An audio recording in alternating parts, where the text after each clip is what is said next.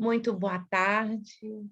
São todos muito bem-vindos para a gente trazer aqui uma discussão extremamente calorosa, polêmica, paradigmática, interessante e outros adjetivos que a Eveline nos traz e nos faz pensar nessa relação dos humanos e não humanos, não é? E principalmente com um aparato a mais que é dentro de uma relação com a mídia.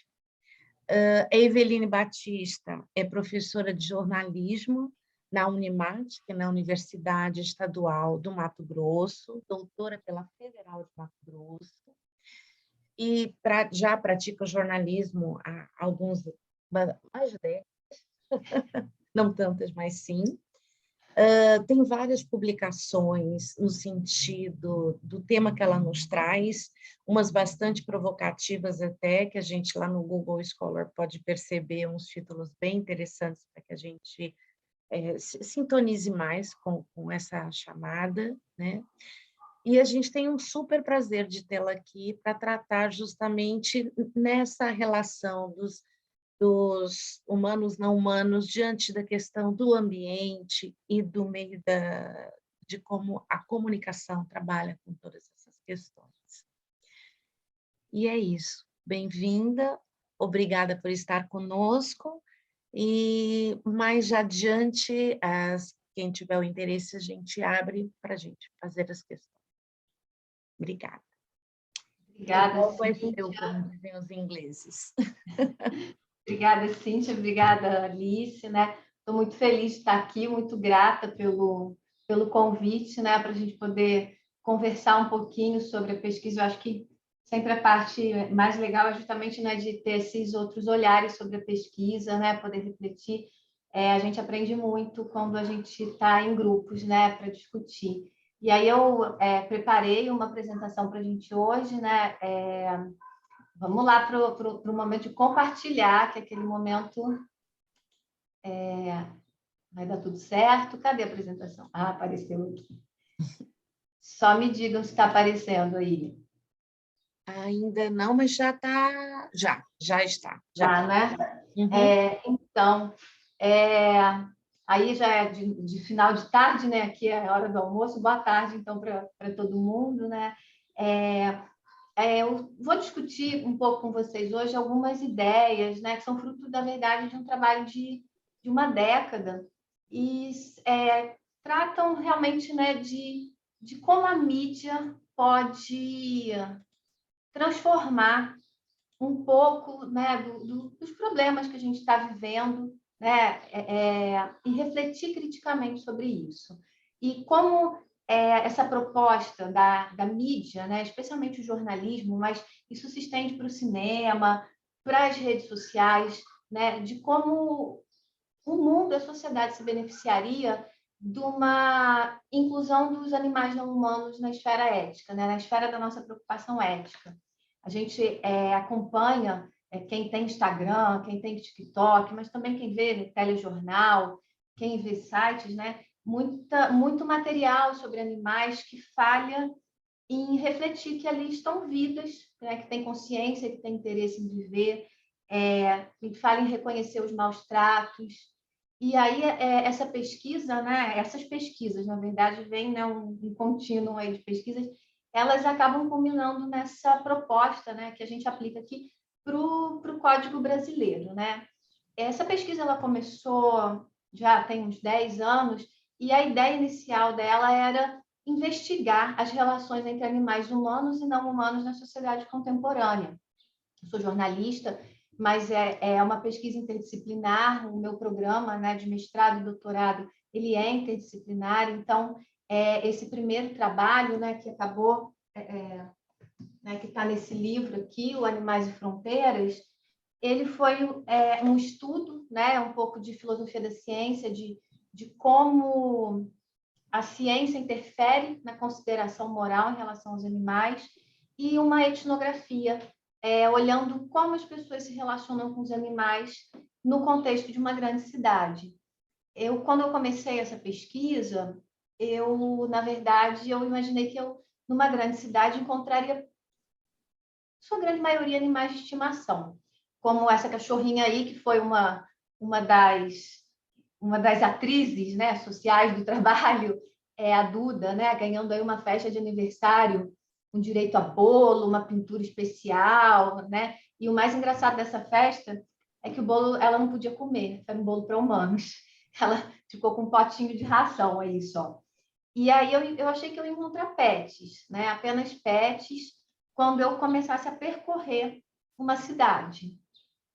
Algumas reflexões para a gente se contextualizar são dados que a gente tem sobre como os animais estão envolvidos no nosso cotidiano. A gente experimenta, né, na sociedade de hoje, não em todos os lugares, mas no geral, né, um sentimento de dissociação da natureza, especialmente para quem vive nas áreas urbanas.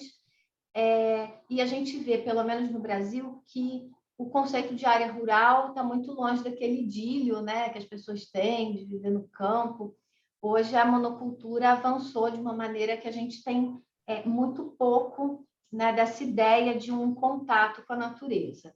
Apesar da gente saber que as pessoas anseiam por isso, inclusive elas aceitam até, por exemplo, pagar mais caro por uma casa se ela for perto de uma área verde.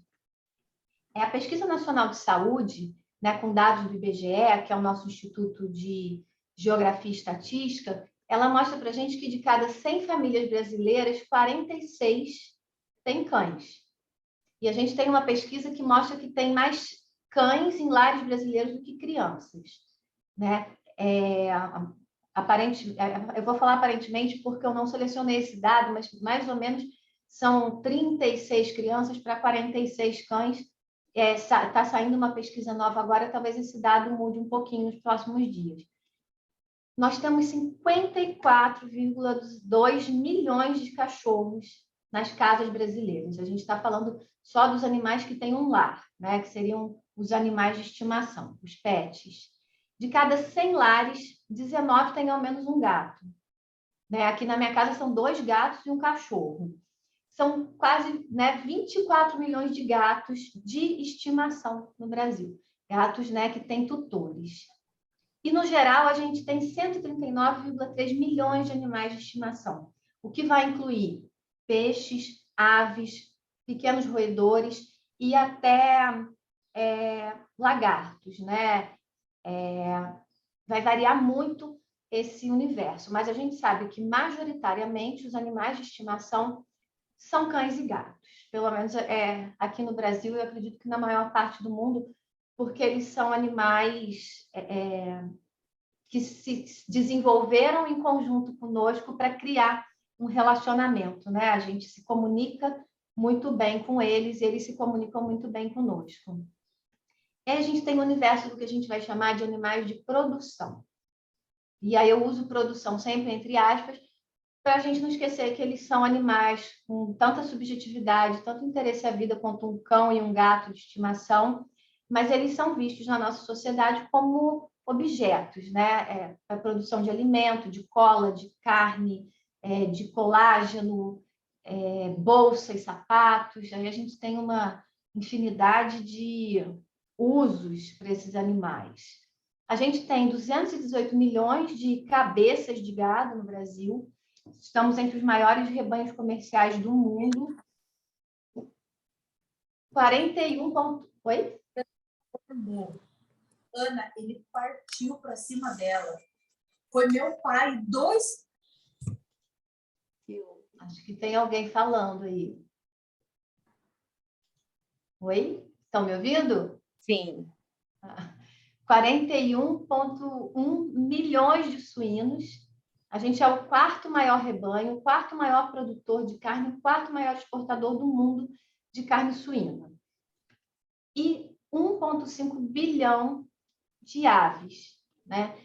Todos esses animais, diariamente, né, são abatidos para o nosso consumo. E aí eu não trouxe muitos números para a gente ficar mais na discussão. Mas esse é o universo de animais que nós temos apenas no Brasil, nesse momento, vivendo em algum tipo de confinamento, né, sendo criados para virarem produtos. E, por fim, a gente tem o contexto dos animais silvestres, né, ou dos animais selvagens, e aí eu gosto sempre de fazer essa piada, né? A gente está vivendo a sexta extinção em massa, e a culpa é toda de vocês e minha, né, e de todos nós que estamos por aqui.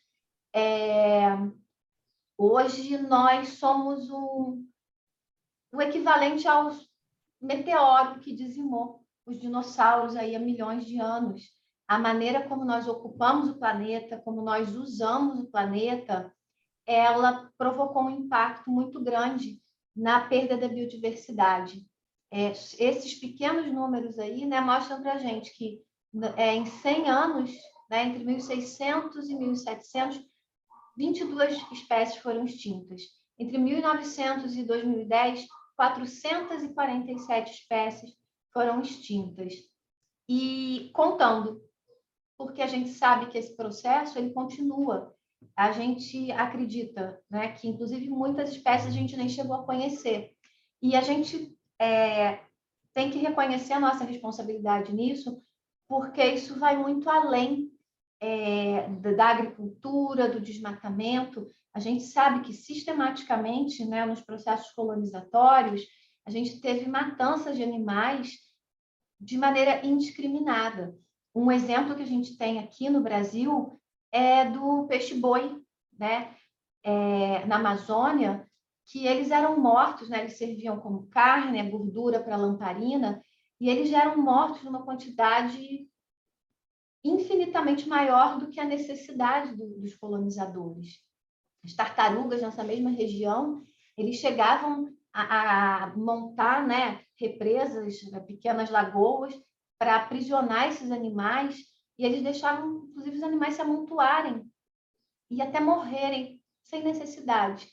Então, a gente vem de um padrão sistemático, e aí a gente vai encontrar vários outros animais, né, que foram mortos aí para diversão, que foram dizimados porque incomodavam os seres humanos. E aí a gente vê que é um processo em que o valor da vida dos outros animais é considerado inferior ao dos humanos, e sempre houve muito pouca reflexão sobre isso. A ideia, né, de extinção, inclusive, ela começa a ganhar corpo relativamente recentemente. Havia uma atitude de desrespeito contra os animais, né, completa. E aí eu botei aí os nossos rinocerontes brancos do norte, porque só restam 2 no mundo. Então, essas espécies, né, tem um autor que fala, elas são basicamente mortos-vivos, porque a gente sabe que não existe esperança para eles continuarem no planeta. E aí, olhando para esses 3 animais, né, esses 3 tipos de animais, a gente vê um pouco da nossa relação com eles e de como esses animais, né, a vida desses animais está interligada com as nossas vidas. E quando eu olhei para esses dados, eu olhei para esse contexto, a minha ideia era de que nas cidades a gente só teria pets. Ficou muito claro, né, logo de cara, é que a gente vive numa sociedade especista. Né? Uma das pesquisas que eu fiz foi sobre animais e política.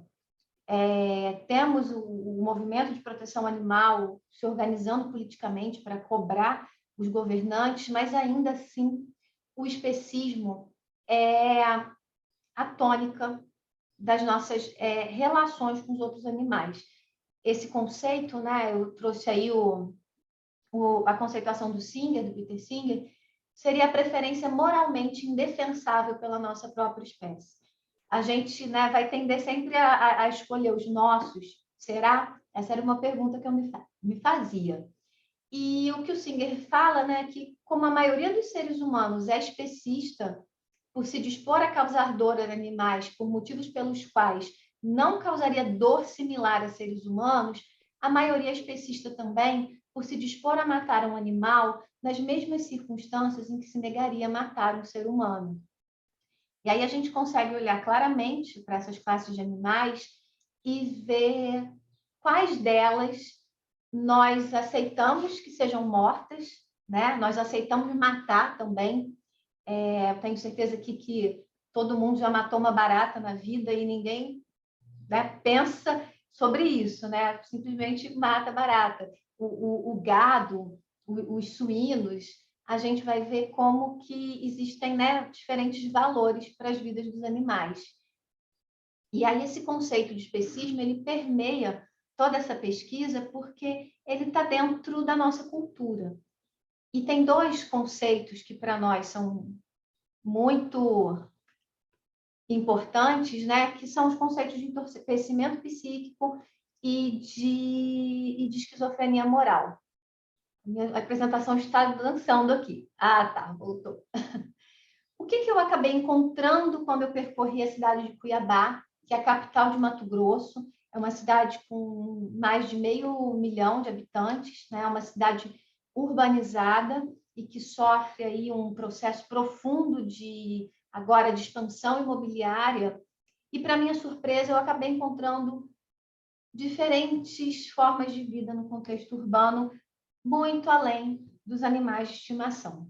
Eu encontrei animais de criação, né, bovinos, ovinos, suínos, galinhas, no contexto urbano, vivendo nessa cidade, inclusive em áreas onde é proibido a criação desses animais. Eu encontrei pessoas que mantinham, por exemplo, pequenos galinheiros em suas casas, no quintal das casas. Eu encontrei a questão muito forte desses animais abandonados, que aí são animais, né? São gatos, igualzinho um gato que alguém tem em casa, mas como eles não têm dono, eles não têm um ser humano, né, que se ocupe da criação dele, eles são tratados como pragas, eles são tratados como pestes. Eu encontrei muitos episódios chocantes de maus tratos de gatos que foram queimados vivos, colocados em lixeiras, de gatos que foram espancados até a morte, cães, né, que foram agredidos até a morte também. E também encontrei, acho que para minha grande surpresa, acho que essa foi a grande surpresa da pesquisa, eu encontrei muitos animais silvestres vivendo dentro dessa capital do estado. E esse dado é muito importante porque esses animais, essa foto aí foi um dos primeiros animais que eu encontrei, que é um jacaré, que ele vive na tubulação pluvial, né, de água de chuva do estacionamento de uma federação, de uma grande federação do estado. E as pessoas conviviam com esse jacaré, teoricamente, né, de maneira harmônica. A gente sempre vai botar esse harmônico em perspectiva, porque é aí que começa o nó das considerações que a gente tem que fazer nessa pesquisa, porque esses animais, eles são o que eu chamo de refugiados ambientais. Eles perderam o espaço deles e eles precisam migrar para outro lugar para continuar sobrevivendo. E muitas vezes eles não vão mais encontrar o habitat natural deles. Alguns deles também são o que eu chamo de isolados ambientais. Nós temos comunidades de jacarés em Cuiabá que viviam em áreas verdes, que tinham suas lagoas, e o processo de expansão imobiliária cercou esses animais. E quem não conhece essa cidade, né, essa capital de Mato Grosso, realmente nós temos hoje, né, esse processo se intensificou muito rapidamente na última década. Nós temos uma convivência próxima de capivaras, aves, né, como o tuiuiu, que é a nossa cegonha brasileira, as araras, né, arara canindé. Eu estive em Cuiabá há 2 dias, né, e eu tive muito próxima de araras canindés, que eram animais que você quase não via. Até na floresta era difícil de ver. E hoje esses animais fizeram morada nas cidades. Eles encontram mais alimento e muitas vezes, né, o único lugar onde eles ainda conseguem sobreviver é se adaptando a esse contexto. E isso traz uma série de questionamentos, porque o que eu encontrei? As pessoas se orgulham dessa convivência. Elas gostam de tirar foto perto dos jacarés, elas gostam de falar que o estado é abençoado, porque as pessoas vivem muito perto dos animais. Nossa, Tem muitas fotos de pessoas com tucanos, né? A pessoa acorda e um tucano na minha janela. E, na verdade, esse tucano é um animal que chegou no lugar e não tem mais, a casa dele sumiu. E ele tem que se adaptar. Então, essa ideia de convivência harmônica, ela expõe um problema seríssimo, porque esses animais estão em sofrimento. A gente teve um caso recente de um jacaré, eles são animais que migram, né, num determinado momento do ano, especialmente quando começa a seca. Esse jacaré, num processo migratório, ele foi parar no pátio de fiscalização de carros do Departamento de Trânsito do Estado. E as pessoas correram para fazer vídeos, fazer notícias, falar o quanto aquilo era divertido, engraçado, maravilhoso. E isso foi uma pesquisa, né, que a gente realizou, mas não encontramos nenhum registro, absolutamente nenhum, de menção ao que poderia ter causado aquilo, ao sofrimento daquele animal e do quanto que é intrinsecamente errado que um animal acabe no pátio, né, de fiscalização de veículos no departamento de trânsito. Não existe uma reflexão sobre isso. Esses animais, eles estão muito vulneráveis, o comportamento deles, né, a gente é uma ideia polêmica, mas muitos de nós, eu acredito muito nisso, especialmente pelos esses anos de pesquisa, de convivência e de estudos, os animais têm cultura. Os animais, né, demonstram comportamento, se adaptam a novos ambientes, a novos padrões culturais, e a gente vai encontrar uma mudança na cultura desses animais. O tamanduá-bandeira é um bom exemplo. O tamanduá-bandeira, hoje, nós temos registros extensivamente filmados de tamanduás-bandeiras em estacionamento de shopping, tamanduá-bandeira em condomínios, e esses animais, eles são muito grandes, eu não sei quem já viu, eles têm um comportamento na natureza de correr, de fugir, né? Se sentir acuado, né? Reagir, mas geralmente de sair correndo. E esses tamanduás-bandeiras que são encontrados hoje, por exemplo, em condomínios, eles já mostram uma completa docilidade. A gente teve um episódio no passado de uma pessoa que conseguiu literalmente encaminhar o tamanduá-bandeira para a gaiolinha, para o quintalzinho do cachorro dela. Ele foi docilmente e ali ele ficou esperando até a chegada do corpo de bombeiro para retirá-lo do local. Isso é uma mudança radical de comportamento. Nós temos outros animais mudando suas culturas para se adaptar à vida nas cidades, porque um animal que demonstra comportamento natural, que seja de agressividade ou de não submissão, ele vai ser morto. Então, esses animais mudam, é o que eu sempre digo, eles estão entregando tudo que eles têm, a vida, o modo de viver, as estruturas de vida deles para continuar existindo num planeta que é cada vez mais hostil para eles. E eles estão muito vulneráveis.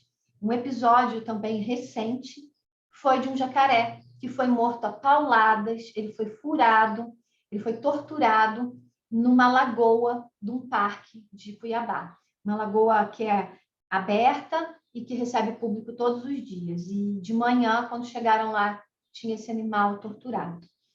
E aí, olhando para esses animais, para além dos animais de estimação, para todas essas reflexões, né, que isso me provocou, a gente vê que os animais são hierarquizados na nossa sociedade.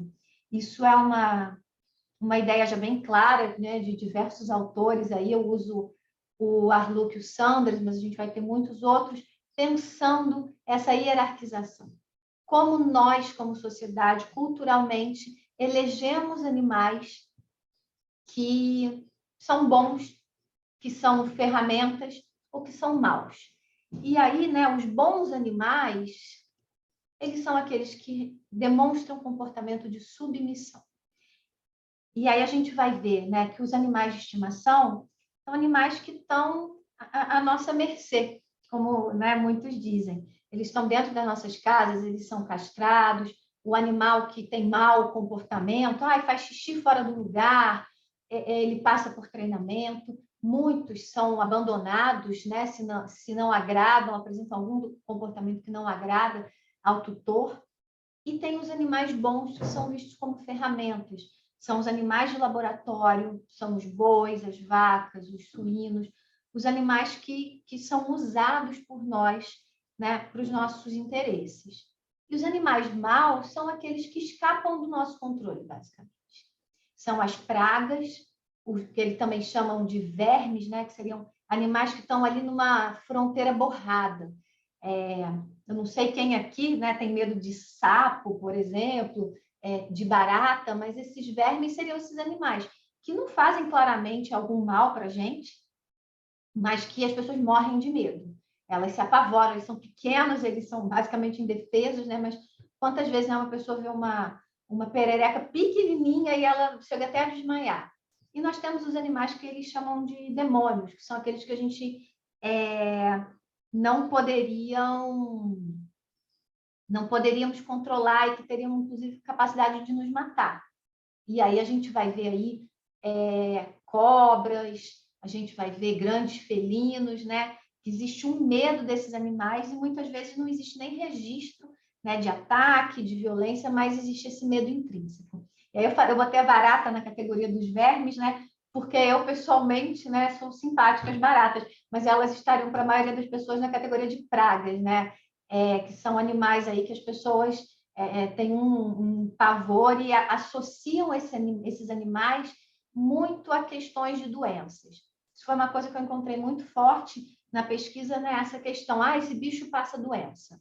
Então, os gatos de rua, pessoas, inclusive, né, que eu entrevistei, que elas tinham gatos em casa, eu cheguei a ouvir coisas assim: é uma pena, Eveline, que esses gatos, né, que estão lá na universidade, a gente não pode matar eles, porque eles passam doença. Mas os gatos dessa pessoa, não. Essa pessoa não acha que deveriam ser mortos em circunstância nenhuma. Mas ela encontrava ali uma justificativa moral para matar os gatos abandonados. A gente vai ver isso com os pombos, a gente vai ver com vários animais. Eles entram, né, num extrato social em que eles são considerados ruins para nós. Isso vai justificar toda sorte de abuso, de maltrato. E os silvestres, como as onças, esses animais, eles acabam tendo um status aí meio renovado porque eles estão se tornando tão raros, eles estão tão ameaçados que as pessoas começam, né, ainda têm um medo, ainda, né, têm esse temor, mas elas não se dispõem a pensar sobre eles como atos de violência. Mas, ao mesmo tempo, se um animal desse aparecer no quintal dessa pessoa, ela claramente mataria esse animal, né? Ou faria alguma coisa ali no momento de pânico. E quanto às cobras, por exemplo, já é outro status. A gente vê a diferença também entre os mamíferos, os répteis, né? Teve uma pesquisa aqui no Brasil onde eles colocaram cobras de plástico em rodovias. E a maioria dos motoristas mudavam a rota do seu carro para passar por cima da cobra e esmagar, porque existe essa ideia de que cobras devem ser mortas. Então, a gente vê que a ideia de submissão, ela é um componente muito forte, na verdade, né, de que animal deve viver e morrer. E esses animais que estão nas cidades em sofrimento, mas demonstram comportamento submisso, vão encontrar meio de vida. Na maioria das vezes, é claro. O que eu vi, no final das contas, é que o afeto interfere muito na equação. O afeto decide quem vive e quem morre. E esses animais, né, eles são atores na pesquisa. Eu sempre falo, eu fiz a minha pesquisa, eu não fiz sozinha, eu não fiz só com humanos. A maioria das coisas que eu aprendi e que eu botei no papel e que eu transformei em dados, eu aprendi com as outras espécies. Esse gato dessa foto foi um gato que me deu uma lição muito grande logo no começo da pesquisa, porque eu fui a um cemitério, que era um local onde as pessoas descartavam, é assim que eles usam a expressão, descartavam gatos. E aí a prefeitura começou um processo de retirar os gatos de lá, inclusive para eutanasiar os gatos, na época isso era permitido ainda. E eu fui visitar esse cemitério para fazer etnografia, passei lá, né, um período, né, alguns períodos de tempo, E esse gato, ele aparecia e sumia. Eu cheguei a um momento que eu comecei a achar que ele era um fantasma, porque eu olhava, eu via o gato, e depois ele não estava mais lá. E aí chegou uma hora que eu comecei a conversar com as pessoas e eu descobri o seguinte, que esse gato, ele era diferente dos outros. Eles mantinham o gato, alimentavam. Quando a prefeitura vinha para fazer a limpeza, né, tirar os gatos, que eles chamavam de limpeza e tal, os coveiros escondiam esse gato. E aí, quando eu comecei a investigar, mas isso eu descobri que é porque esse gato tinha criado uma ponte com esses humanos. Ele se tornou um animal que esses humanos tinham um sentimento de afeto muito grande. E a coisa mais legal é que ele ficou esse tempo todo se aparecendo e se escondendo, aparecendo e se escondendo. E aí, no último dia, quando eu estava para ir embora, ele apareceu na minha frente, se rodeou em volta de mim. Depois ele sentou bem de frente para mim e ficou aí me olhando. Foi quando eu fiz essa foto, né? E eu aprendi muito com ele. Ele foi um grande autor da pesquisa, porque ele me mostrou, começou a me mostrar os caminhos desse afeto. E aí eu criei, né, o nome de ponte, né, a teoria da ponte, que é isso, é essa ponte que é criada no cotidiano entre um animal humano e um animal não humano, que vai embasar muito fortemente a adoção de comportamentos de proteção ou respeito às outras espécies. O que isso quer dizer? Eu acho que todo mundo aqui que tem um gato, um cachorro, um canário, já deve ter experimentado isso, né? Existe um laço, existe outra pessoa ali, né? Quantas pesquisas científicas a gente vê, eu estudei a questão da ciência, né? De como o discurso científico valida a vida dos animais não humanos, e quantas pesquisas são feitas, né? Colocamos um cachorro dentro de uma máquina de ressonância e provamos que o seu cachorro te ama, porque é uma parte do cérebro dele que representa, né, amor reacionada quando ouve a sua voz. Quando, na verdade, é só você chegar em casa, falar com o seu cachorro e ver a reação dele para saber que ele te ama. E aí tem muitos exemplos, né, de como os animais se comunicam com a gente e como tem tantas pesquisas para provar que eles são inteligentes. Basta olhar, basta acompanhar, né? A etologia cognitiva é uma ciência que basicamente observa comportamentos de animais na natureza, né? As baleias têm cultura, basta observar. As baleias têm vida social forte, né? Precisamos... eu falo das baleias porque é um trabalho que eu estou começando a desenvolver agora, né? Quantas baleias foram aprisionadas em cativeiro com a justificativa de que era preciso entender melhor o comportamento delas? Quanta crueldade foi cometida, né? Quando bastava estar ali acompanhando aquelas vidas no seu ambiente natural. E o que acontece? Eu percebi, estudando, né, eu acreditava que o discurso científico era a principal ferramenta para a proteção dos animais. E o que eu encontrei, na verdade, é que as pessoas, primeiro, elas estabelecem essa ponte com algum animal. Tem muitos cientistas, né, que passam por isso. Mark Bekoff é um exemplo que eu sempre gosto de usar, mas eu encontrei vários outros, né, que foram informantes da minha pesquisa. Ele, né, se viu na situação, ele trabalhando em laboratório, ele se viu na situação de ter que matar um gato, que era uma cobaia, e ele tinha desenvolvido uma ponte com esse gato. E ele matou o gato, mas ele disse que ele viu nos olhos do gato, né, o sentimento daquele gato, sabendo que ia morrer. E isso mudou a vida dele, ele mudou toda a pesquisa dele. E aí eu encontrei muitos e muitos casos, né, dessas mudanças, né, de direção, dessa inserção em algum ativismo na relação. Né? A dona Haraway também é grande tributária desse trabalho. A relação ela é muito importante. E aí, depois que essas pessoas têm estabelecem essa relação, o discurso científico passa a ser usado como ferramenta. E a gente ainda vive numa sociedade que, apesar, principalmente aqui no Brasil, de muito negacionismo, né, de negação da ciência, onde esses dados são importantes. E aí a gente já começa a ver a imprensa, a mídia entrando, porque essas pesquisas científicas, né, elas ganham publicidade por meio da grande imprensa.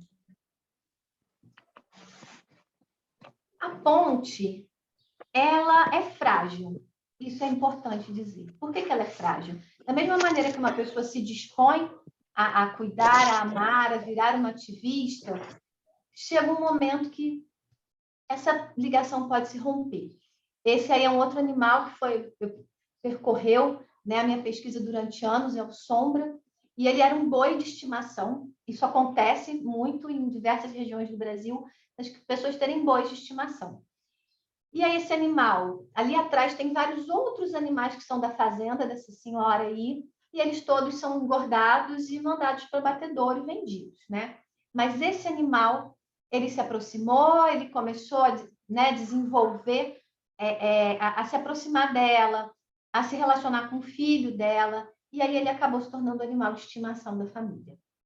E aí ele não foi morto. Mas isso durante muitos anos. Chegou um momento em que ele entrou numa fase em que ele se tornou agressivo com o filho dela, e aí, no final das contas, ele acabou sendo vendido e morto. Então, essas relações, elas se mantêm, elas podem ser estáveis ou não, mas a gente percebe que o afeto determina, né, como esses animais, como vai ser a condição de vida desses animais.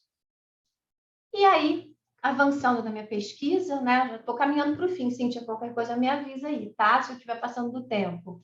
Os animais silvestres, né, eu fui no doutorado para o Pantanal. Eu fui estudar esses animais no turismo, como era a relação das pessoas, né, dos trabalhadores humanos e não humanos do turismo, né? Muitos desses animais são trabalhadores, eles têm o status de trabalhadores. Essas relações dos turistas também com essas pessoas, considerando animais como pessoas. E no meio disso tudo, logo que eu estava encerrando a minha pesquisa, eu fui engolfada, todos nós que trabalhamos no Pantanal fomos, pelos incêndios. Em 2020, nós tivemos incêndios catastróficos no Pantanal e é muito difícil falar sobre isso, né? A gente teve aí uma queima de 30% do bioma, muitos desses incêndios foram criminosos, e durante meses as pessoas lutaram para tentar extinguir essas chamas, para tentar ajudar os animais. Foi uma perda massiva, acompanhada pela fome depois, né? Porque os alimentos, a produção de alimentos dentro do bioma ficou completamente desequilibrada para os animais. E eu já saí, né, de uma defesa de tese, e às vezes eu trabalhava das 6 da manhã até as 11 da noite daqui, né? A gente já estava em pandemia, com informação para jornalistas, para o público. Eu olhei e falei, o que eu posso fazer? Né? E meu instrumento é a comunicação. Mas muitas pessoas foram para o Pantanal. Muitas pessoas estiveram lá para apagar chamas, outras fizeram campanhas para conseguir doações. Houve uma mobilização enorme. E, né, ativista e cientista, ao mesmo tempo eu estava fazendo pesquisa sobre isso. E aí é uma pesquisa que eu realizo com a Cecília Nobre, que é uma jornalista daqui. Nós começamos a ver qual era a representação dos animais não humanos do Pantanal na imprensa na época desses incêndios. Uma coisa que a gente percebeu é que esse afeto por outras espécies, ele também é construído pela mídia. Muitas pessoas vão ser apaixonadas por baleias e lutar pela defesa das baleias e se filiar ao Sea Shepherd, e mudar hábitos da vida dela. Eu conheci pessoas, né, que hoje elas só fazem turismo para denunciar práticas cruéis contra animais. Elas vão, visitam o destino e, se for alguma coisa cruel, elas vão lá e denunciam. E esse afeto dessas pessoas foi construído, e ele começou por filmes, por documentários, por notícias. O conceito que eu trago é o de mundanidade mediada, do Thompson, de que muitas coisas da nossa vida a gente vai experimentar pela mídia. E, ainda assim, nós vamos desenvolver uma relação como se a gente estivesse lá, a gente vai construir toda aquela vivência na nossa cabeça. Né? No turismo, eu identifiquei isso muito rapidamente, eu percebi que os turistas, eles veem um monte de coisa sobre o Pantanal antes de ir para lá. E aí, quando eles chegam no local, eles já têm tudo construído na cabeça deles, inclusive o tipo de interação que eles imaginam que devem ter com esses animais. E os animais que eles mais gostam, o que eles amam, o que eles não ligam muito. E a mídia interfere demais nisso, né? Quando uma onça aparece num documentário como uma mãe zelosa, isso provoca uma identificação e um afeto enorme em um determinado grupo. Quando uma ariranha aparece num documentário como um animal brincalhão, da mesma maneira, a gente estava falando do Harry Potter no começo daqui, né, no nosso bate-papo inicial. O Harry Potter fez muito pelas corujas, que vocês nem imaginam, porque a gente tinha aí um grande extrato social no Brasil que acreditava que a coruja era uma ave de mau agouro, que o pio da coruja representava a morte. E aí chega o Harry Potter com aquelas corujas lindas e maravilhosas, como animais de estimação, com a coruja que entrega a carta para Hogwarts, e isso muda o status social da coruja. E ela passa a ser vista, né, novamente com aquele significado que ela já teve no passado de sabedoria, né, de inteligência. Isso mostra para a gente, né, como a mídia interfere na cultura e como ela constrói esse afeto. E aí a gente viu que muitas pessoas, quando a gente começou a olhar as notícias, né, dos animais silvestres, a maioria delas, nós estudamos os 2 principais portais do Brasil, e a maioria das notícias era o sofrimento dos animais silvestres. Essa aí é uma onça que ficou famosa, né? Ela aí estava recebendo tratamento médico porque as patas dela foram queimadas, né, quando ela estava tentando escapar das chamas. E muitas pessoas deixaram suas casas, deixaram seus trabalhos para vir ao Pantanal, trazer a expertise delas para ajudar esses animais, movidas pelo afeto que elas desenvolveram unicamente, né, não pelo cotidiano, mas pela experiência vivida através da mídia. Outras tantas se mobilizaram para conseguir dinheiro, doações. A gente teve um momento que a gente não conseguia carro-pipa e a gente tinha animais morrendo de sede no Pantanal. E existia muito dinheiro, mas não existia água. E foi um momento muito difícil. E aí a gente vê, né, como que a mídia, né, ela acaba tendo uma interferência muito grande também no que vai determinar se esses animais vão viver e morrer. E por que eu digo isso? Porque essa mesma pesquisa mostrou para a gente que nem todas as vidas animais importavam para a imprensa. Muito pelo contrário. O sofrimento dos animais chamados de produção, dos bois, das vacas, dos suínos, ele foi invisibilizado. A gente não encontrou nada mencionando que esses animais sofrem da mesma maneira, né? Porque eles são vistos como produtos. E a gente teve momentos aí, né, eu entrevistei muitas pessoas que trabalharam, inclusive de veterinários que estavam sendo veterinários voluntários, estavam lá para ajudar e que estavam sendo proibidos de atender animais de produção por determinados órgãos, porque a justificativa é que esses animais não devia ser gasto nenhum tempo com eles. O cuidado devia ser só para os silvestres. E aí vocês percebem a hierarquização, né, de que algumas vidas valem e outras não.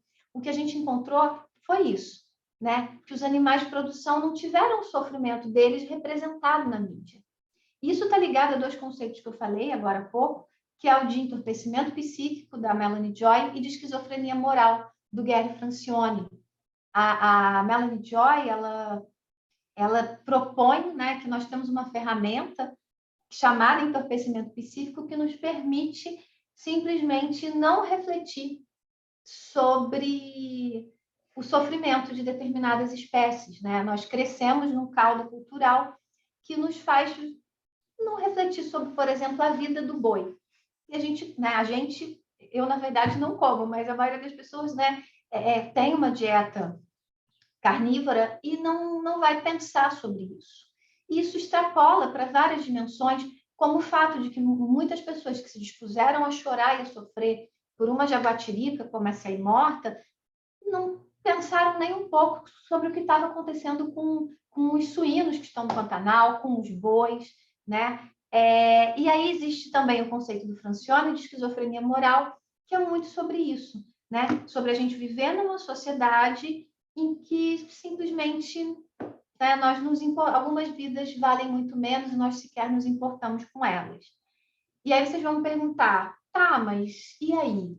E aí que uma atitude geral de respeito às outras vidas talvez represente muito mais para nos tirar desse nó da crise ambiental que a gente vive hoje do que qualquer outra coisa.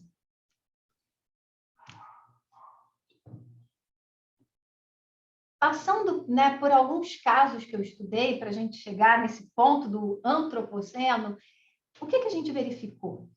Eu fiz, né, 2 pesquisas, uma sobre toxoplasmose, outra sobre febre amarela, verificando o impacto da representação desses animais na mídia.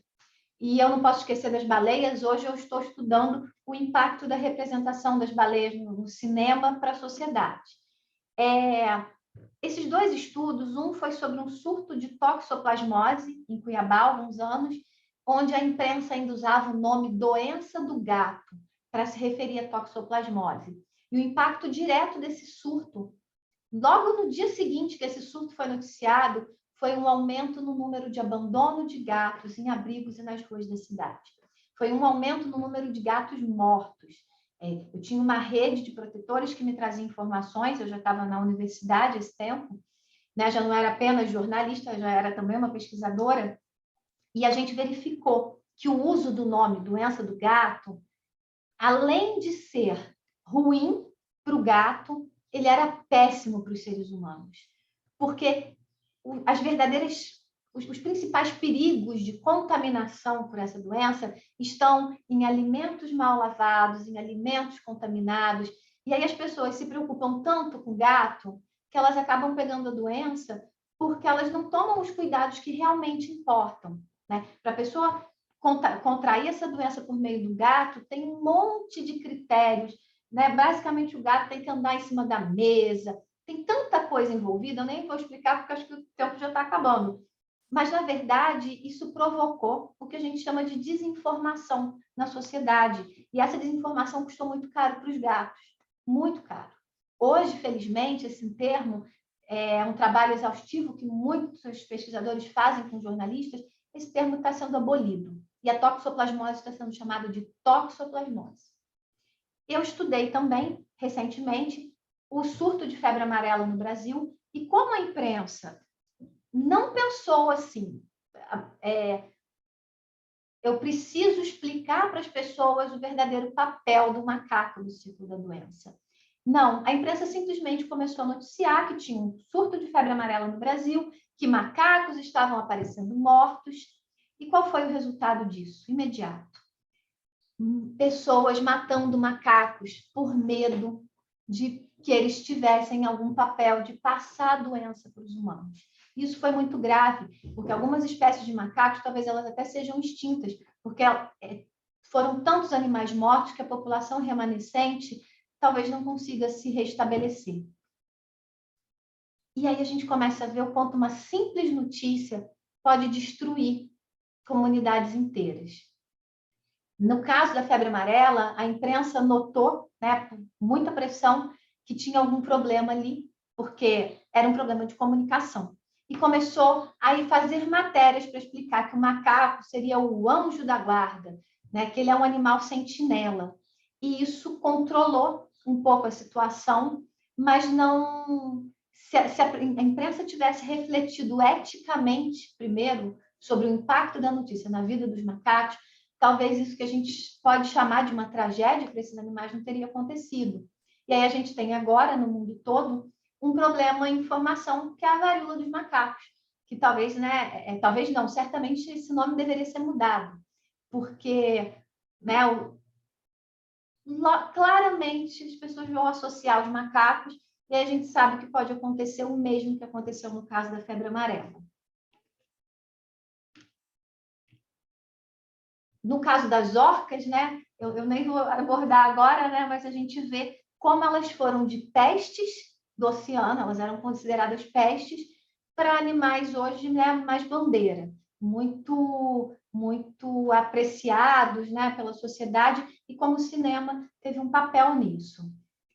E aí a gente desembarca no antropoceno.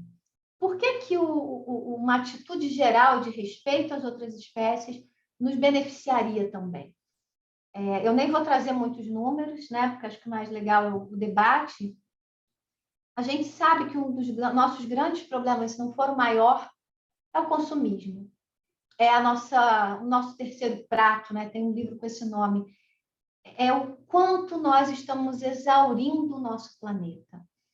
Eu falo sobre o tanto de roupa que as pessoas precisam ter, o tanto de carro, né? Como elas precisam trocar de carro permanentemente, o quanto essas redes sociais estão o tempo todo nos estimulando a consumir cada vez mais e mais, e o quanto a gente já sabe que o planeta não aguenta.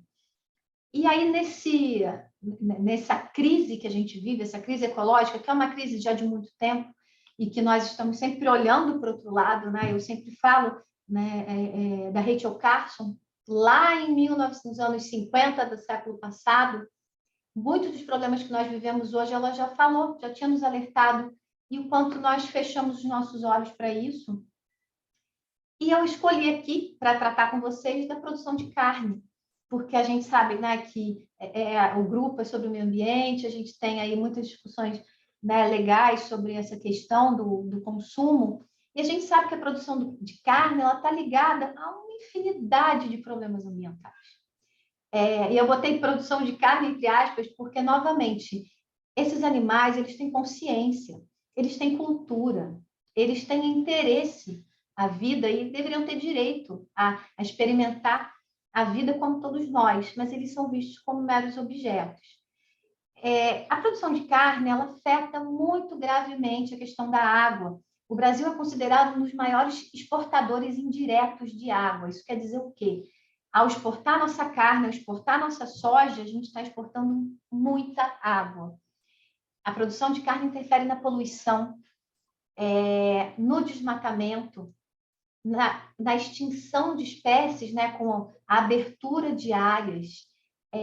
Essa poluição, a gente não pode esquecer que engloba a questão dos agrotóxicos e como eles hoje estão sendo encontrados na água de praticamente todas as cidades, seja numa proporção pequenininha, maior. Eu vivo em uma das cidades do Brasil que tem a água mais imprópria, mais contaminada, né? E a gente está cercado de lavouras.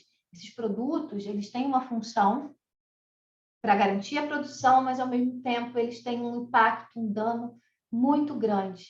E hoje, isso eu falo já por trabalho de campo, a gente encontra no meio dessas lavouras. Recentemente, eu encontrei um filhote de cervo. A gente vai encontrar grandes felinos, a gente vai encontrar emas. Esses animais estão tomando banho de agrotóxico periodicamente, porque eles só conseguem viver hoje no meio das lavouras. A questão da extinção, nós temos aí os riscos para a saúde humana, né, que aí eu vou colocar os agrotóxicos também entre eles, mas a gente tem vários outros, como a resistência microbiana, porque a gente sabe que é preciso o uso de antibióticos para alguns desses animais, para alguns desses tipos de criação. Isso tem um efeito que é muito preocupante para nós, porque a resistência microbiana é uma pauta mundial. O que a gente vai fazer se os nossos remédios não funcionarem mais? Temos o problema, né, do aquecimento, da emissão de gases de efeito estufa, da alteração de solos. A produção de carne ela não é só criar um boi, né, numa pecuária intensiva ou extensiva, ela envolve um desmatamento massivo para plantio de grãos que vão alimentar esses animais, que, por sua vez, né, vão ser transformados em alimento. E só um númerozinho, né? A pegada hídrica da carne de boi é de 15.400 litros por quilo de carne. E quando a gente pensa nisso, a gente, né, e a Cíntia falou polêmica, né? Mas é para a gente pensar mesmo o custo ambiental que a nossa alimentação tem para o planeta. E no momento em que eu olho para uma vaca e eu vejo apenas um objeto, eu estou perpetuando o entorpecimento psíquico. E para a sociedade mudar padrões, para a gente continuar vivo, né, para a gente continuar existindo, é muito difícil se a gente continua mantendo os mesmos hábitos que a gente já sabe que são problemáticos. E aí eu nem falo aqui de todo mundo virar vegano, eu sei que isso é um nó danado. Inclusive, meu livro encerra com uma conversa sobre isso que eu tive com um aluno, que ele falou: professora, Mas se a gente parar de olhar esses animais como objetos, o mundo vai ter que virar de cabeça para baixo. E realmente vai, é uma mudança, né? Que se a gente se assumir a fazer, ela vai levar muito mais de décadas e nenhum de nós aqui vai estar vivo para ver, mas que ela precisa ser iniciada. E aí, para a gente pensar como a imprensa poderia contribuir para acordar as pessoas do entorpecimento psíquico, né? Porque ela tem um papel muito importante, não só na transmissão de informação, mas na construção dessas atitudes. A gente vê, e eu vi isso, né, ao longo da pesquisa, com entrevistas, com coleta de dados, como esse material, né, da imprensa, principalmente documentários, telejornais, tem um impacto na maneira como as pessoas vão olhar para as próprias atitudes diante, né, do planeta, diante das outras espécies. E por que a gente fala isso? Porque também outra coisa que vários pesquisadores já identificaram é que as mudanças elas têm que acontecer na cultura. Enquanto não existe uma mudança cultural, os maus hábitos, os problemas, eles vão persistir. E aí eu nem vou começar a falar de semiótica aqui, senão eu não paro, né? Mas precisa forçar as margens, né, da semiosfera para ter mudanças no centro, no núcleo, para nós termos novas atitudes. E aí a mídia, né, como um canal privilegiado, né, de inserção cultural, ao pensar sobre isso, ela poderia trazer muitas transformações. Mas a gente vai ver o quê? Que só alguns animais estão na esfera ética da mídia. Nós vamos ver pouquíssimas reportagens, pouquíssimos trabalhos, pouquíssimos filmes que olhem, por exemplo, para uma vaca, né, como essas aqui do desenho, como seres conscientes, como seres que têm interesse à vida. E aí, né, usando os termos da Haraway, as pessoas acabam não tendo contato com a responsabilidade que elas têm em relação àquela vida. E o que eu quero dizer com isso? Elas olham para um pedaço de carne, elas não veem a vida que estava ali, elas não veem o animal. E talvez se elas começassem a ver, talvez elas não parassem de comer carne, mas elas comessem menos carne. Talvez elas não parassem, né, de comprar tantas camisetas, mas talvez elas não comprassem mais tantas bolsas de couro.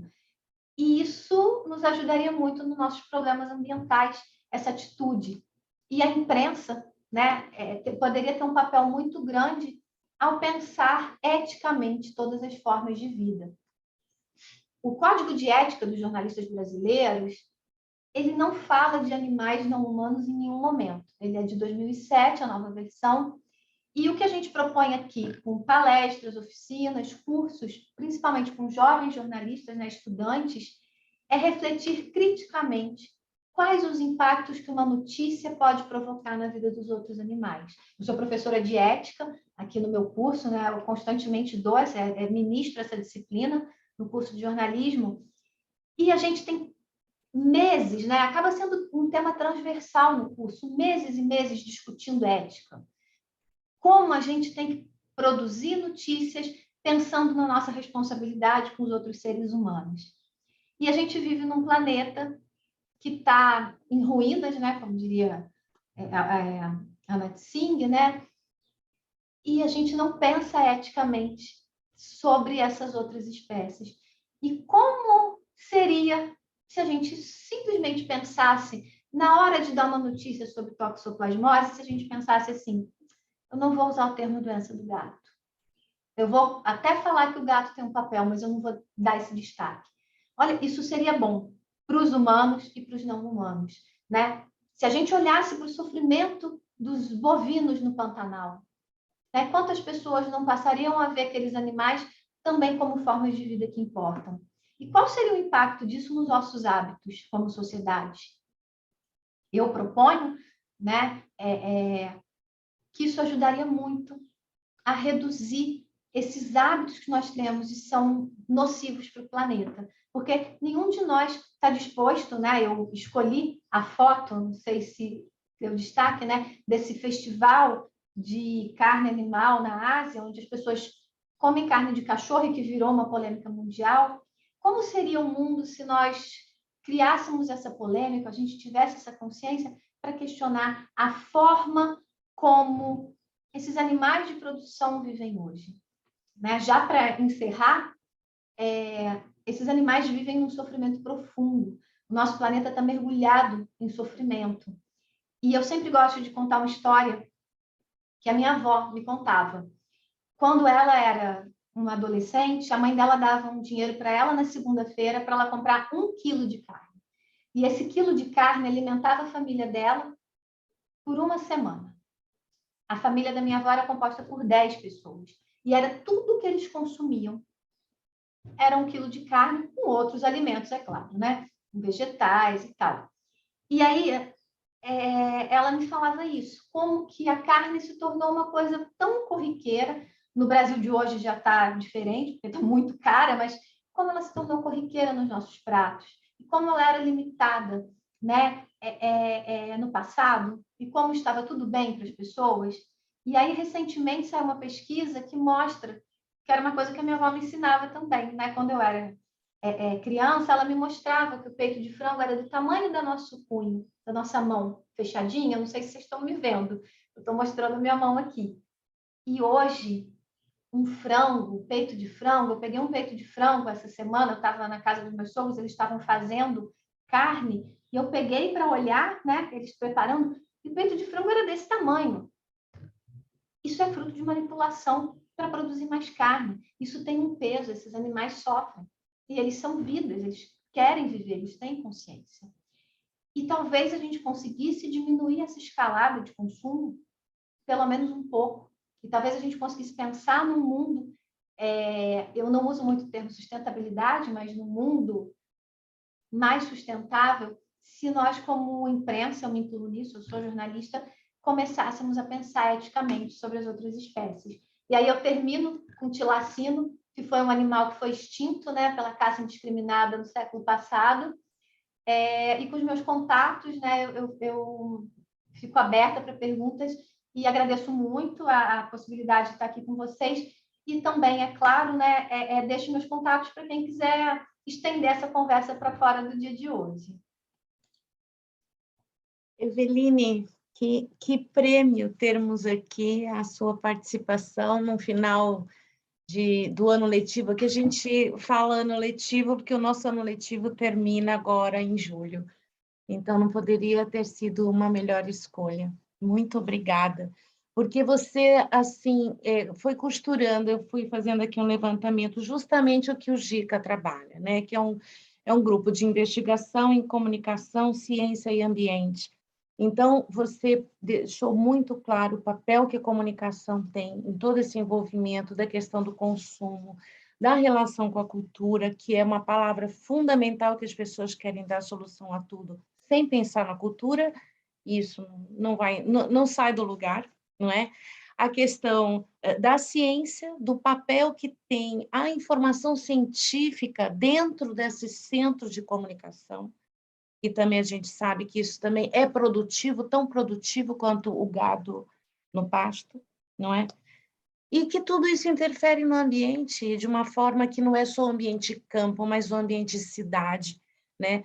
Então, esse envolvimento com o que você disse, ontem eu estava num evento e a colega falou uma coisa muito interessante, que nós temos que pensar, não é em trabalhar com sustentabilidade, mas para a sustentabilidade. Eu gostei muito dessa referência, dessa ênfase.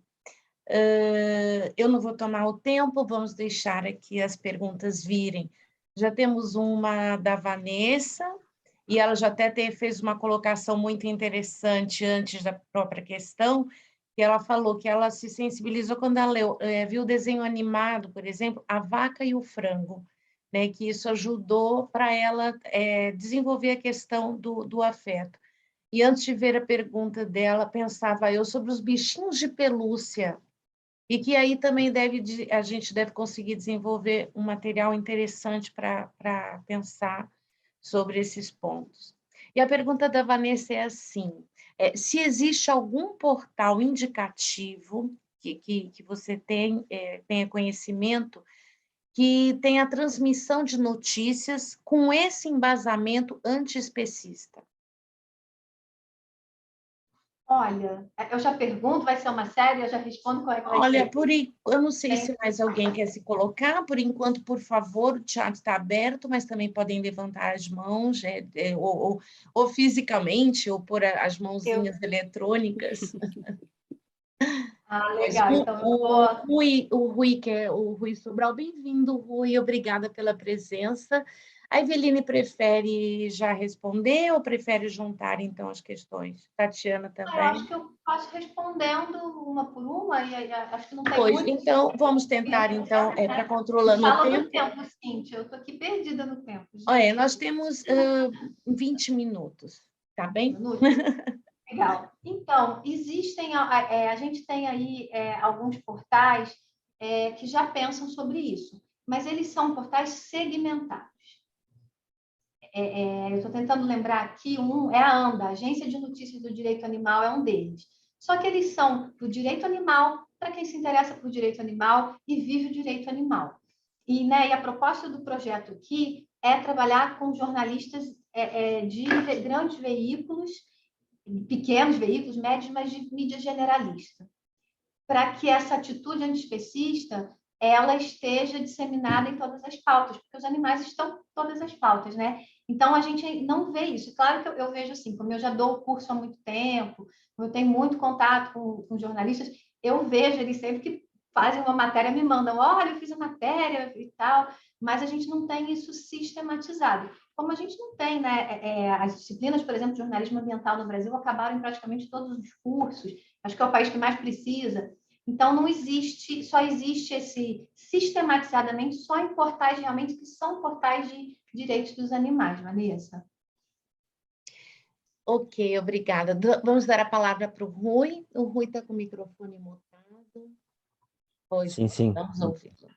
Olá, antes de mais eu quero cumprimentar todas as pessoas aqui presentes, agradecer a oportunidade e dizer para já que gostei muito desta oportunidade que me foi dada de estar aqui a assistir a esta fala. Portanto, e pretendo então elogiar a professora doutora Eveline pelo discurso que foi uma autêntica aula, portanto, no meu entendimento. Eu não sei se vou fazer uma pergunta ou algumas perguntas ou alguns comentários, eu só gostaria de começar pelo seguinte, e visto que também estamos aqui a falar um pouco sobre a comunicação, que não é propriamente a minha área, mas ao longo do seu discurso, professora, eu verifico que, portanto, utiliza expressões como, e teve esse cuidado de dizer que é como socialmente são utilizados, e refiro-me a animais de estimação ou animais de produção, animais de criação. Será, isto lá está, é uma pergunta, será que e fazendo aqui uma ligação para a parte da comunicação, será que a forma, ou seja, o facto de utilizarmos esses termos é uma forma de camuflar a realidade? Será que não deveríamos substituir, por exemplo, por animais de exploração, porque parece-nos à partida que é isso que se trata?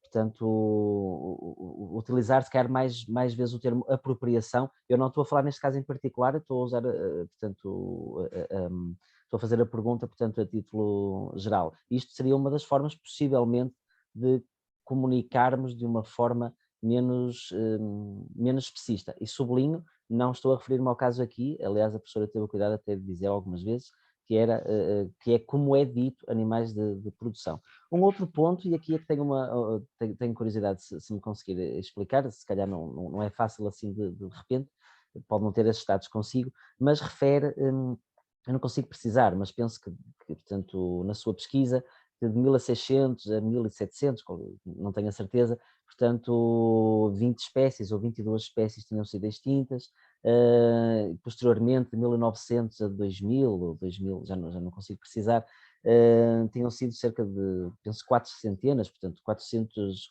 espécies portanto, tinham entrado no universo da extinção. A minha pergunta e aqui é por curiosidade e também para a minha própria pesquisa, se que espécies é que foram consideradas aí, isto visto que, por exemplo, encontro dados, não consigo precisar agora literatura sobre o tema, mas que fala em 150 espécies por dia que são extintas. É só para perceber, eu posso não ter apanhado exatamente que tipo de espécies é que tinha, ou melhor, que espécies é que estava a referir. E se calhar por fim, dizer que achei muito, muito curioso e muito interessante, e vou querer aprofundar mais isso, a hierarquização dos animais, que se calhar está, e aqui é só uma reflexão minha, portanto, abro aqui um parênteses, está possivelmente, não sei, se calhar a professora aqui também pode ajudar, possivelmente ligado à antropomorfização, que fala, por exemplo, também Fonseca, Rui Pedro Fonseca, como uma justificativa para o nosso especismo, e a forma que nós tentamos humanizar muitas vezes os animais não humanos.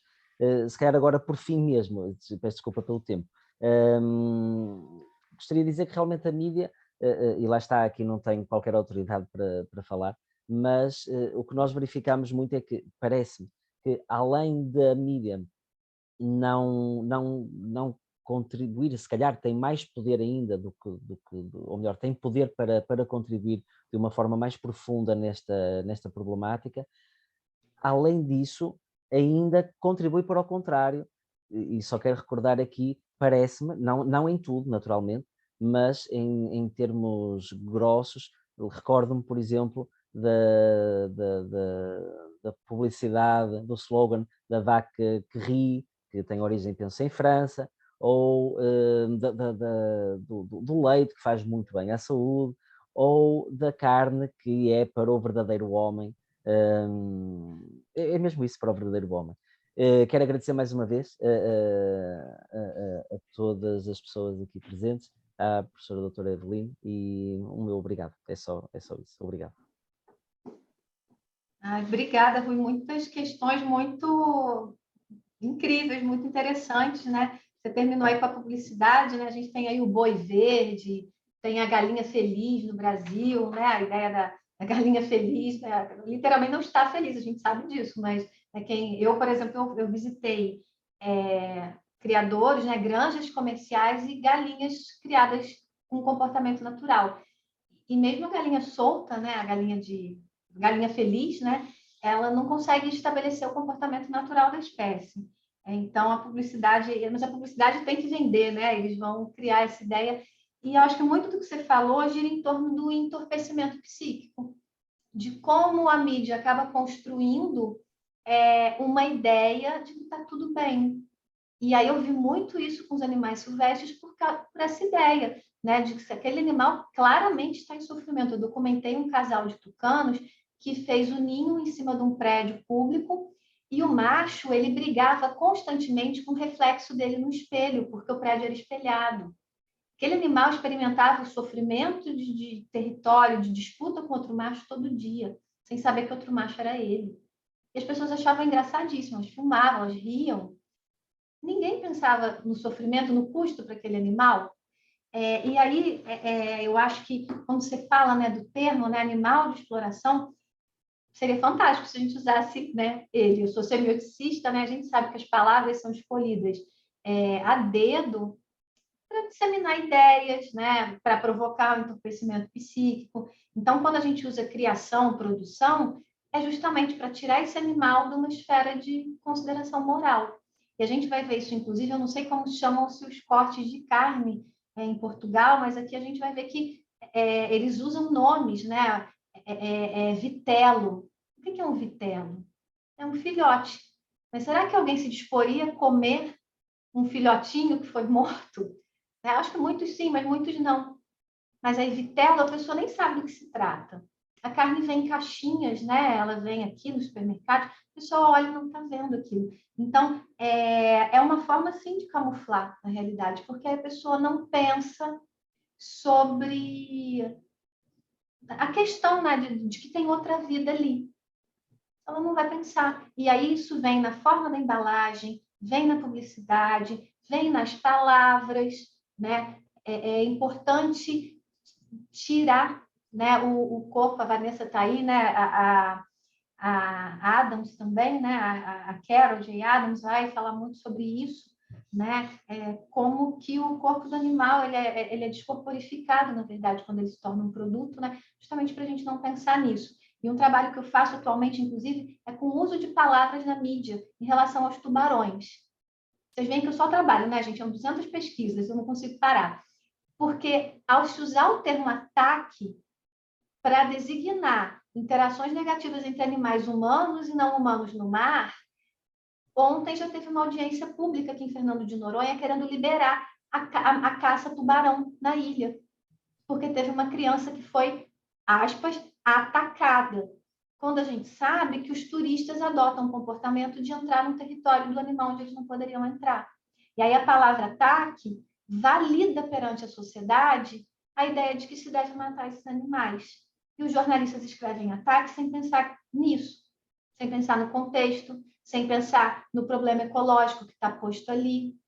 Então, realmente, as palavras, né, parafraseando Harry Potter, fontes infinitas de poder, e aí elas acabam construindo isso. E se os jornalistas pensam sobre isso, né, e tem muitos que já não usam mais o termo, mas é um processo difuso, né? E aí, sobre a extinção, eu usei os dados de um livro chamado A Sexta Extinção, da Elizabeth Colbert.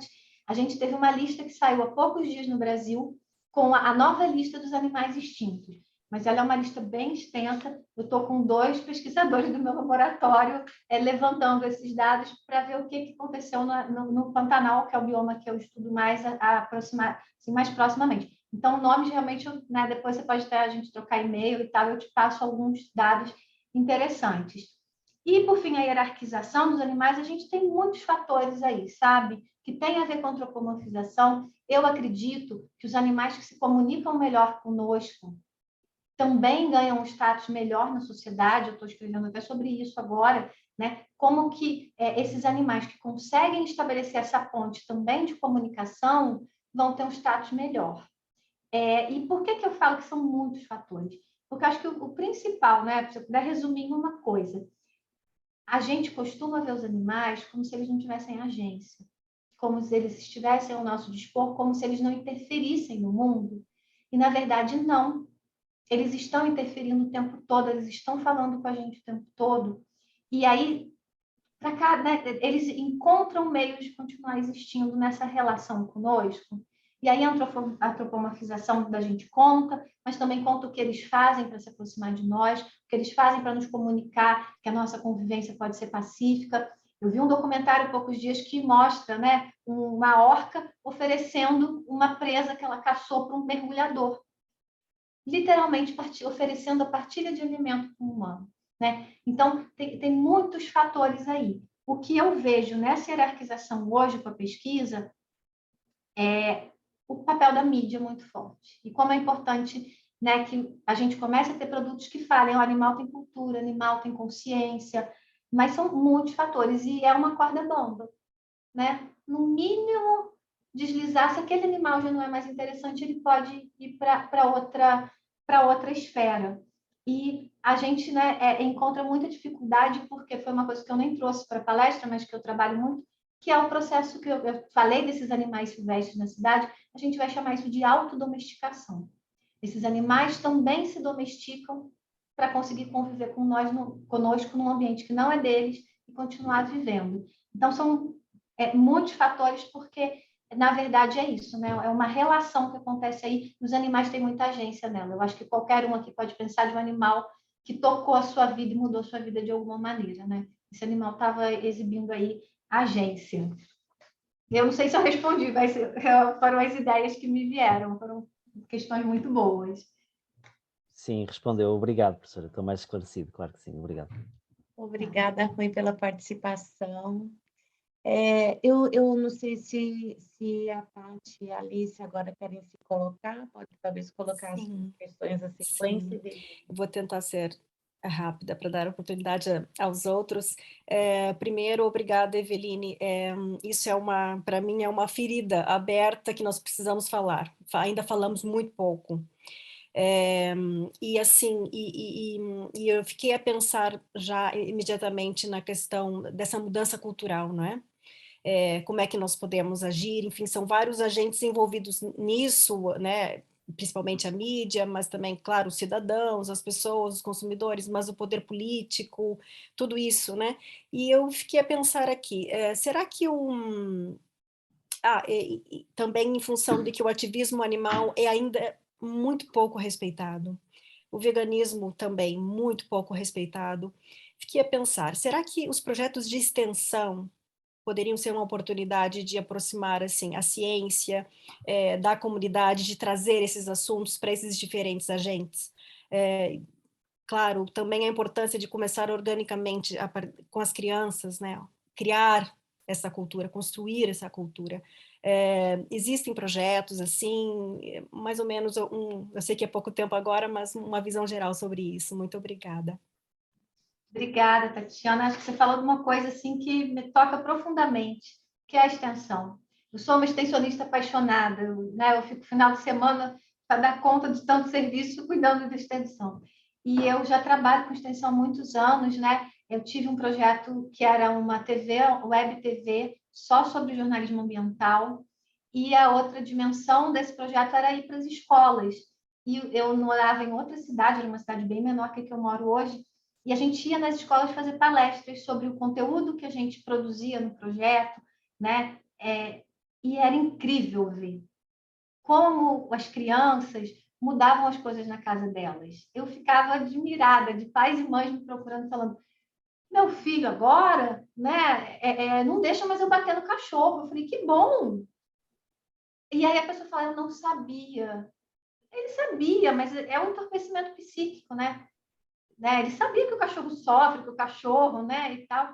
E eu encontrei muitas famílias assim, sabe, que o projeto, que os alunos, os filhos estando no projeto de extensão, mudaram hábitos, mudaram padrões, inclusive na questão do consumo de carne, né? Da própria criança falar, vamos adotar uma segunda sem carne, já é alguma coisa.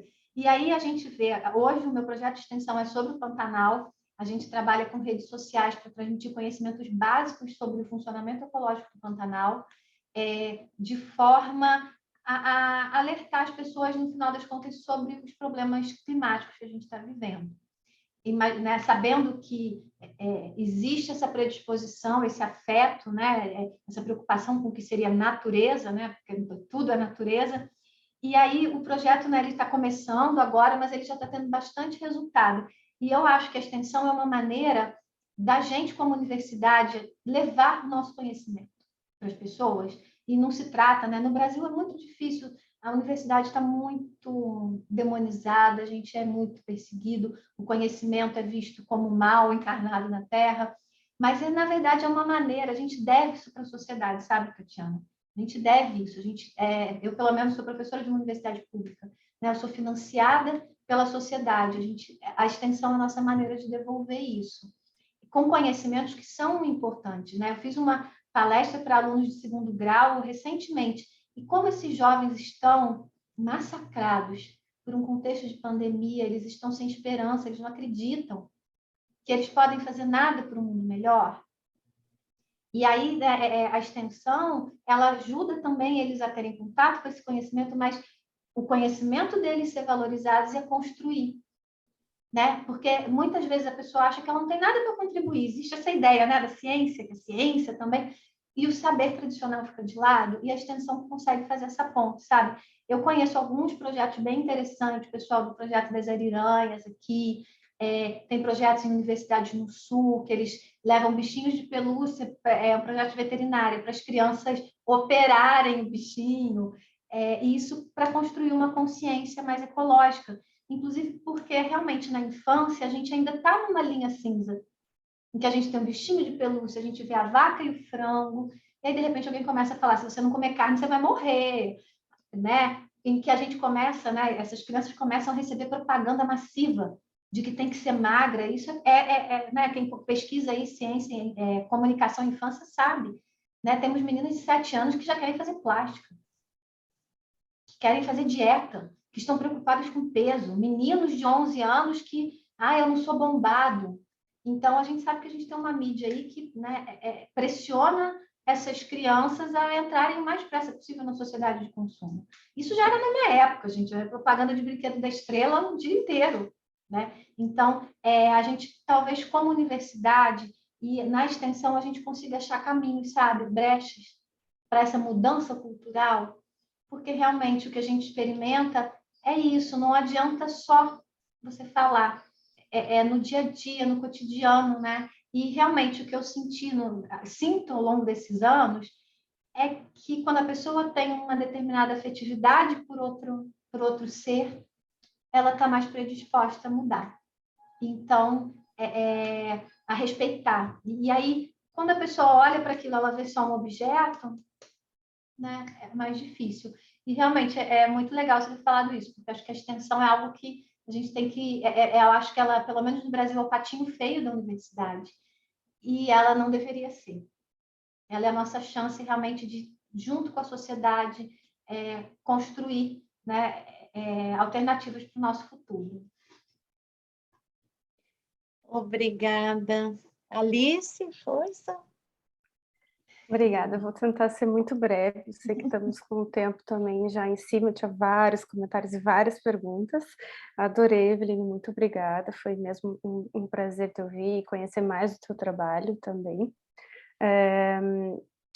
Eu achei, assim, vários aspectos que eu gostaria de comentar um pouco mais, mas pegando um pouco do final, assim, essa questão da imagem da catástrofe, né, só dos animais mortos ali, a gente sabe que isso acaba muitas vezes sendo contraproducente e as pessoas veem como eu já não posso mais fazer nada e parece que não há o que fazer. Então, gostei muito também de saber que há uma formação para jornalistas e gostaria que Severino pudesse falar assim muito brevemente de que forma podemos comunicar melhor, de uma forma de educar, né? Eu sei que fomos discutindo vários aspectos assim, então, muito brevemente, eu gostaria de ouvir um pouco mais de que forma comunicar melhor esses aspectos. Também a questão da construção social, né, que é muito importante, da questão do consumo de carne, de um certo status que é associado a esse consumo. E acho que nos últimos anos temos visto um crescimento do veganismo, ainda muito estigmatizado, como a Tatiana também falou há pouco, e também acho que agora temos visto também alguns influenciadores digitais levantando a causa animal, mas me parece muito que quando chegam a ter alguma visibilidade, a causa em si fica um pouco ao lado, ou até são pessoas que acabam também sendo de alguma forma estigmatizadas, né? Em alguns casos, acho que a influencer assim mais famosa no Brasil é a Luísa Mel, e às vezes já torcem logo o nariz para a presença dela, porque ela vai falar alguma coisa. E eu gostaria de saber, então, também se a Eveline tem alguma pesquisa sobre isso, sobre esses novos influenciadores assim, digitais, e como vê a presença deles ou essa visibilidade que eles estão tendo, se há alguma visibilidade que fale da causa em si, e se isso realmente pode dar algum espaço, né, e alguma visibilidade maior para a causa animal em si. E muito rapidamente, para já encerrar e dar para a Eveline a palavra, eu gostaria também de lembrar, foi falado há pouco do desenho animado, né? Existem outros também, tem um que é o touro Ferdinando, que é um touro que não gostava de lutar e gosta de cheirar flores e coisas desse tipo, mas também há outros desenhos que, mesmo quando, por exemplo, eu tô a me lembrar da animação do Rio, que era sobre o Rio de Janeiro, que tinha aquela arara azul, que falava do risco que era o tráfico de animais, e, por outro lado, acabou por incentivar também uma procura maior pela própria arara azul, né? As pessoas passaram a querer ter arara azul em casa, assim como com o Procurando Nemo, as pessoas também quiseram mais ter o palhaço. Então, de que forma também esses desenhos podem também contribuir para uma outra visão, até que muitas vezes não era a intenção. Muito obrigada. Obrigada, né? Tudo muito interessante, fantástico também. Vocês estão me dando muitas ideias aqui também para o meu trabalho. Eu só posso agradecer vocês, né? A ideia de catástrofe, né? O que a gente acabou documentando? O nosso grande problema não foi a ideia de catástrofe. O nosso problema foi o que veio depois. Quando a imprensa começou a falar que o Pantanal era forte, que o Pantanal resiste. A palavra resiliência, eu fico arrepiada quando eu escuto, porque essa palavra ela destrói todos os nossos esforços. Porque o que a gente identificou no público? Quando as pessoas escutam resiliência, elas entendem que o bioma se recupera sozinho e elas se desmobilizam. A gente não vê a palavra resiliência associada à Amazônia, e o alerta em torno da Amazônia é permanente. No Pantanal, começou o Pantanal rebrotando. Era aquela imagem de tudo queimado em um brotinho. Sabe, o básico de ecologia, a gente sabe que para voltar ao que era, vai levar décadas, se voltar. Mas a imprensa, inclusive, infelizmente, com sonoras, com falas de pesquisadores, talvez até num esforço de divulgação, acabaram desmobilizando. Porque a ideia de que o Pantanal é resiliente, ele resiste, acaba construindo nas pessoas a ideia de que está tudo bem, vai queimar, mas o Pantanal consegue se virar. E a verdade é que a gente não sabe nem se o Pantanal vai se virar mesmo. A gente teve uma seca enorme ano passado, a gente não sabe o que vai ser de nós. Eu falo de nós, né, porque eu estou lá esse ano. E a ideia de catástrofe, ela mobilizou muito mais. A ideia de renascimento, ela é muito bonita, sabe? Ela é poética, ela gera imagens lindas, e ela é uma tragédia. Porque a população olha e fala, ali está tudo bem, não preciso mexer, porque ali ele se vira sozinho, e é bem o contrário, sabe? Eu estava vendo aqui, você falou, né, dos influenciadores, do desenho, eu vou deixar por último da comunicação. O que eu estou já estudando desde o doutorado? Os influenciadores sobre turismo. E como eles passam uma mensagem, muitos, péssima.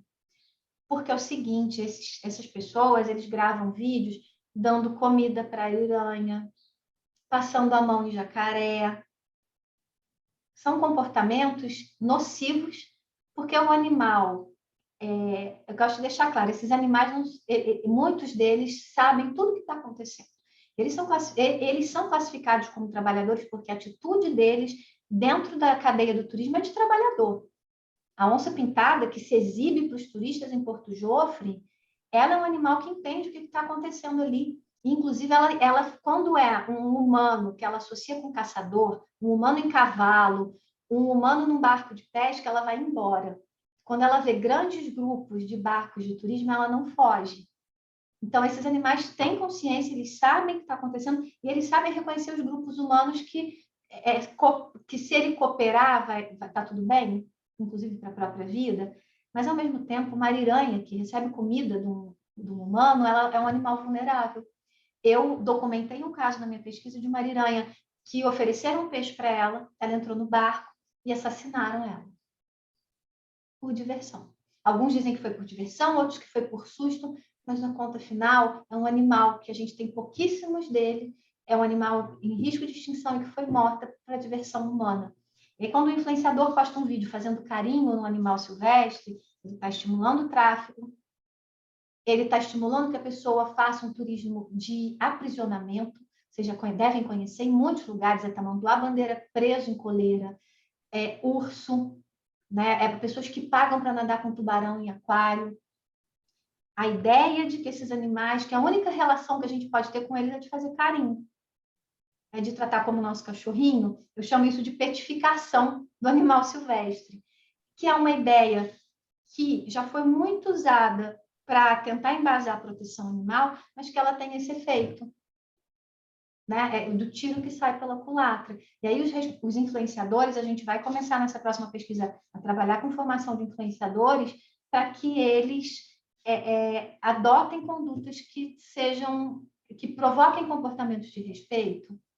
Né? A gente tem exemplos de documentaristas no Brasil que todo o trabalho deles é baseado em ficar botando a mão no bicho, segura aranha, né? Prende tamanduá no banheiro do hotel, não vou nem citar nome, porque é um caso famosíssimo, para filmar no dia seguinte. as pessoas têm esse fascínio, mas também a gente, como cultura, precisa entender que dá para conviver com uma arara sem carregá-la no colo. E eu falo isso por mim. Eu vivi anos com uma arara que todos os dias ela vinha, pousava na árvore no meu quintal e ela vocalizava até eu aparecer. Ela brincava de pique-esconde comigo durante 20 minutos, depois ela pegava e ia embora. Eu nunca botei a mão nela. E foi uma das pessoas que mais me ajudou a terminar minha tese. Eu já estava doida, desesperada e deprimida, porque é muito sofrimento animal. E ela vinha todo dia. E nós ficamos amigas sem precisar uma encostar na outra.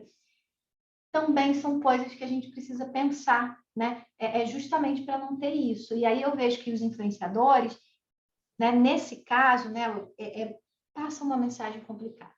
Né? Quando uma grande atriz aparece abraçada com uma onça, isso é um problema. Porque ela está protegendo a onça, ela está fazendo de coração. Mas isso vai levar pessoas a pegar filhote de onça. E eu não estou falando da minha cabeça.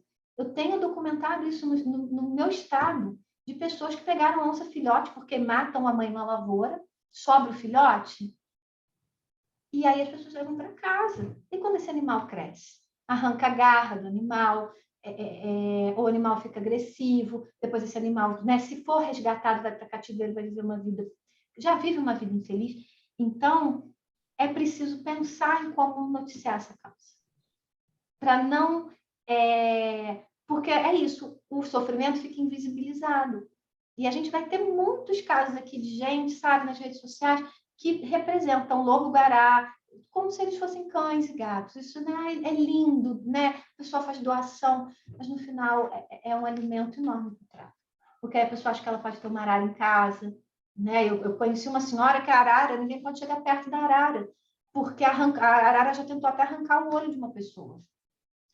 E aí, ela não queria de jeito nenhum mandar essa arara para um criador. Porque ela ainda amava a arara.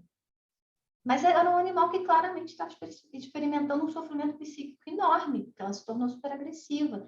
Então, a mídia, isso tudo tem um papel muito grande, sabe? E aí você fala desses influenciadores ativistas também. O que eu vejo acompanhando, né? Eu sou uma teórica crítica, eu trabalho muito com ativismo também. O meu trabalho com os cursos de jornalismo, eu entendo como também uma questão de ativismo, né? E eu não fujo disso, né? A Cíntia falou polêmica, né? Porque eu acho que a gente precisa, como cientista também, ser ativista. Eu vejo uma disputa. Existe muito nessa área da influência digital a questão de quem chegou primeiro, de quem noticiou melhor. A Luísa Mel, ela apanha muito, demais, né? Ela tem o estilo dela, muitas pessoas consideram ela ótima, outras vão fazer milhares de críticas, e eu, né, eu só observo como pesquisadora, porque aí, nessa parte, eu não posso estar lá no meio, trabalhando junto, porque senão eu também, como cientista, né, eu nem acredito nessa coisa do distanciamento radical, mas eu quero estar numa posição de observadora. O que eu vejo? Ainda assim, nós precisamos dessas pessoas. E eu digo dessas pessoas, assim, desses influenciadores, ativistas da causa do veganismo, da proteção animal, por mais que eles sejam criticados dentro do movimento, porque o que eu detecto é que dentro do movimento as pessoas criticam eles demais. Mas sabe o que acontece? E aí a gente tem que louvar muito o papel da Luísa Mel. Ela leva a questão para fora. Ela sai da bolha. Ela chegou depois, né? A discussão das búfalas aqui, de umas búfalas de Brotas. Né? Eu cheguei primeiro, a Luísa Mel chegou depois, é eu que tenho mérito. Mas é a Luísa Mel que levou para o grande público? É a Luísa Mel que chamou a atenção da grande imprensa? E a gente precisa disso, sair da bolha, né? Então, algumas vezes existe aí uma disputa de quem fez primeiro, de quem tem crédito, de quem salvou a vida, mas a gente precisa também de... ela só chegou depois. De quem chegou depois, mas deu visibilidade, porque também é uma guerra, né, aí midiática, né? E aí eu entendo que cada um... Isso foi o que eu encontrei na minha pesquisa. Até quem trabalha em abatedouro. Todo mundo ama animais. Ninguém fala para mim que odeia animal. Né? Até meu marido, que diz para mim que não gosta de bicho, vive cercado de bicho aqui, é super feliz. Mas as pessoas têm as maneiras delas de fazerem as coisas. Então, eu entendo assim, os influenciadores são o canal hoje, essa juventude, esses adolescentes de 12 anos, meus sobrinhos, eles estão no YouTube, eles estão no TikTok, mas é preciso que essa questão da inserção dos animais na esfera ética esteja contemplada. E aí, como comunicar melhor, né? A gente trabalha muito aqui no curso com os critérios do Wilson Bueno, que é um tremendo jornalista ambiental, acho que todo mundo conhece, né? Sabe, eu sou fã, eu fico até emocionada quando penso que esse homem existe, gente. Né? Uma pessoa combativa, um grande pesquisador, que o jornalismo tem funções, para além da informativa, né? Uma função pedagógica, uma função política, e os jornalistas estão muito pressionados pela questão do tempo, das condições, da velocidade da notícia, mas eu acho que o importante, né, ao construir, e isso que eu faço com os meus alunos do projeto de extensão, é a gente sempre pensar em contexto, é a gente sempre pensar, olhar para aquilo e falar assim, olhar para aquela vida quase como a nossa vida e falar, como que isso vai impactar?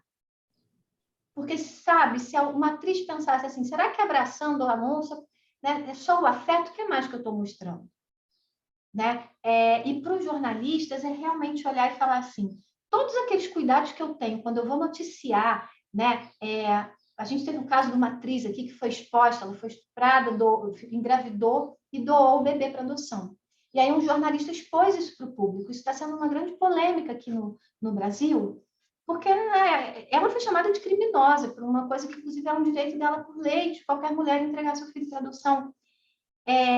Esse jornalista não pensou na vida dessa moça?